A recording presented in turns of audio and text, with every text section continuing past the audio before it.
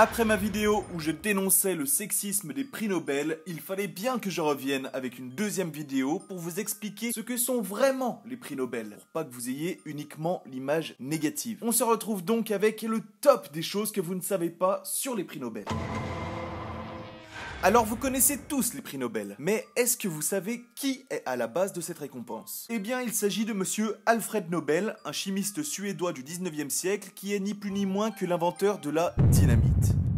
Cette invention va contribuer à sa fortune et à sa célébrité. En 1888, Ludwig Nobel, donc le frère d'Alfred, décède. Un journaliste qui est persuadé que c'est bien Alfred qui est mort écrit « Le marchand de la mort est mort ».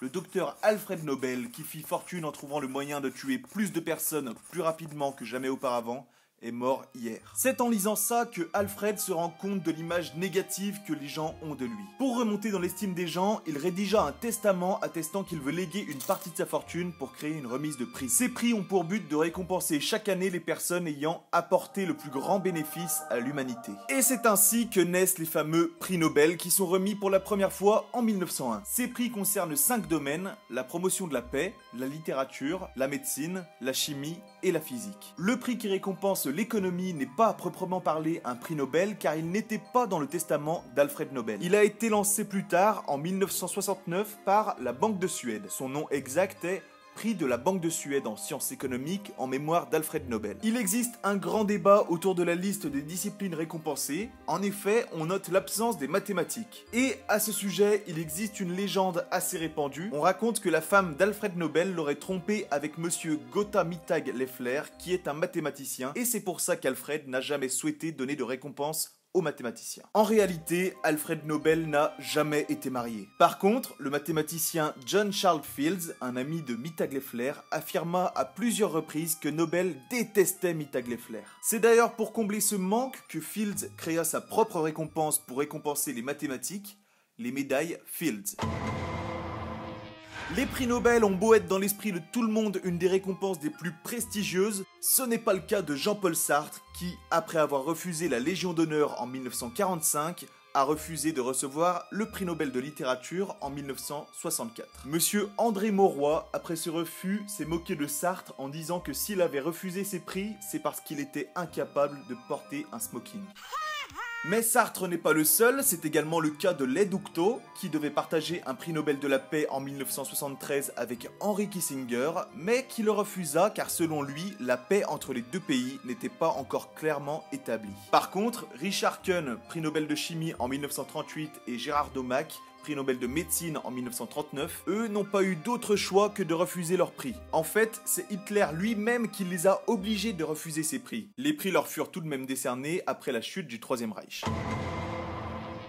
En parlant d'Hitler, saviez-vous qu'il a lui-même été nominé pour le prix Nobel de la paix ? C'est également le cas de Staline et Mussolini. Si Staline a été nominé en raison de son implication dans la fin du conflit, ce n'est pas le cas d'Hitler qui a été nominé suite à un malentendu. En 1939, le Premier ministre Neville Chamberlain était bien parti pour être récompensé du prix Nobel de la paix pour son rôle dans la négociation des accords de Munich. En protestation, un député suédois nomine ironiquement Hitler pour ce prix. Il estime que si Chamberlain a le droit d'être nominé en ayant empêché Hitler d'en partir en guerre, alors Hitler pouvait l'être aussi pour ne pas être parti en guerre. Cette plaisanterie mal appréciée conduira au retrait de la nomination d'Hitler. Certains hommes, pourtant beaucoup plus pacifistes que ces dictateurs, n'ont jamais remporté de prix Nobel de la paix. C'est le cas de Gandhi, que vous connaissez tous, le pionnier de la résistance indienne qui a conduit son pays à l'indépendance. Après 5 nominations, en 1948, lorsqu'il est presque sûr de remporter le prix, il est assassiné avant la cérémonie. La règle est qu'on ne peut pas recevoir de prix Nobel à titre posthume.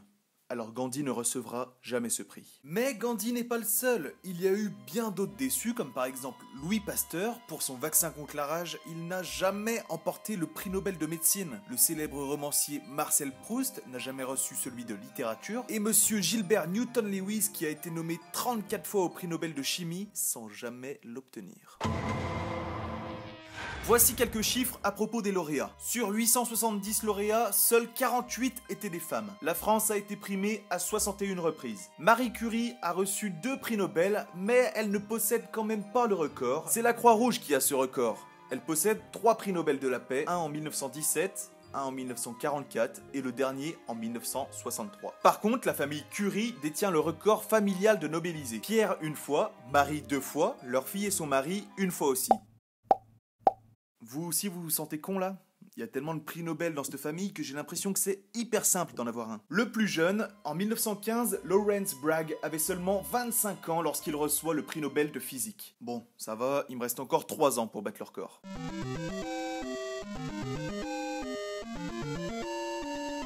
La plus persévérante, Jane Addams détient le record du nombre de nominations, 91 fois. Elle recevra enfin son prix Nobel de la paix en 1931. Si vous aussi vous voulez décrocher un prix Nobel, voilà quelques conseils pour maximiser vos chances. L'âge moyen est de 59 ans.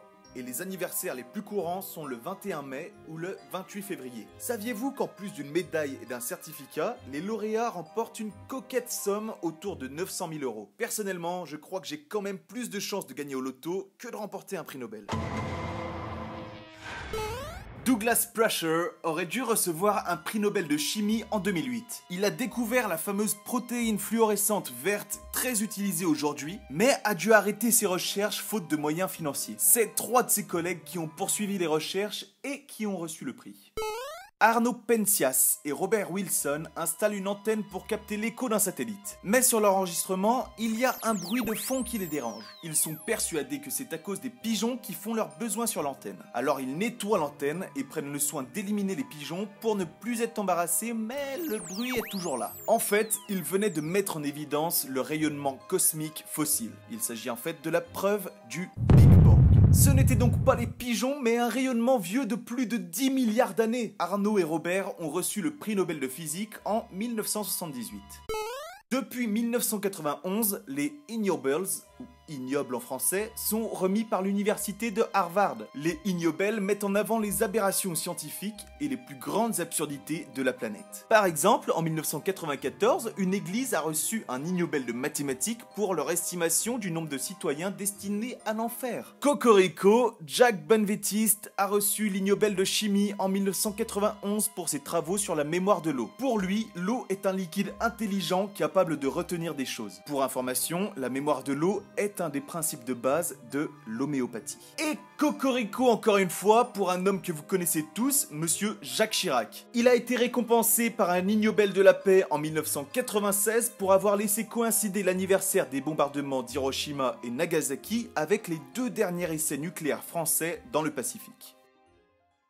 J'espère que vous en avez appris un petit peu plus sur les prix Nobel. N'hésitez pas à me dire ce que vous en avez pensé en commentaire. Moi en tout cas, je prends toujours beaucoup de plaisir à vous apprendre des trucs. On se retrouve très vite. N'oubliez pas de partager ma vidéo et de vous abonner. Ciao!